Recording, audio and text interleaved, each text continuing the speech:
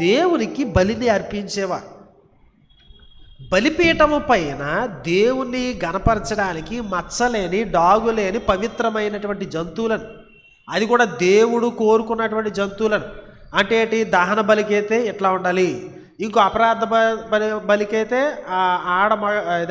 ఆడ గొర్రె పిల్లని అర్పించవచ్చు, దీనికైతే మేక పిల్లని అర్పించవచ్చు, దీనికైతే దీనికైతే ఇట్లాగా ఒక సిస్టమ్ అనేది ఈ బలుల విషయంలో దేవుడు చాలా ఖచ్చితంగా చెప్పాడు.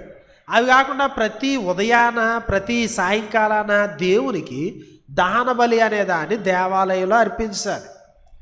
సో వీళ్ళు ఏం చేస్తున్నారంటే మంచి మంచి ఇంట్లో ఉంచుకుని పాడైపోయినటువంటి వాటిని అర్పిస్తూ ఉన్నారు. వాళ్ళ దగ్గర మిగిలిపోయిన వాటిని అర్పిస్తున్నారు. దేవుడు ఆ ఆ బలిపీఠాన్ని ఏమని పిలిచాడంటే అది యెహోవా భోజన బల్ల అని. అంటే అవి కాల్చబడినప్పుడు ఆ పొగను లేకపోతే ఆ వాసనను దేవుడు అంగీకరిస్తున్నాడు. అది ఆయన భోజనం చేసినట్టు అనమాట. సో కాబట్టి ఆయన చాలా సీరియస్గా దాన్ని తీసుకున్నాడు. మీరు ఏం చేస్తున్నారు, అర్పించకుండా ఉంటే బాగుంది, అసలు పిలకుండా భోజనంకే పిలకుండా పెట్టలేదు అనుకోండి పర్లేదు, కానీ పిలిచి పనికిమాలింది పెట్టారనుకోండి ఏమవుతుంది. ఆయన అదే అడిగాడు, మీరు నాకు అర్పించినట్లే, చూడండి 8వ వచనంలో, అట్టి వాటిని నీ అధికారికి నీవు ఇచ్చిన ఎడల అతడు నీకు దయచూపున, నిన్ను అంగీకరించునా. ఆఫీసర్ని పిలిచి సారు కూడా ఎడితే ఎవరన్నా అంగీకరిస్తారంటే, చుట్టాలకి చారు అన్నం పెట్టినా కానీ చుట్టాలు వచ్చినప్పుడు ఏ వంకాయో బెండకాయో వండాం అనుకోండి,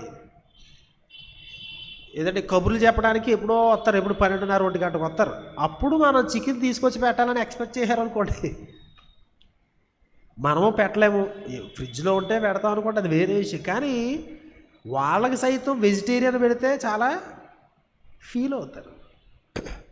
మరి అధికారికి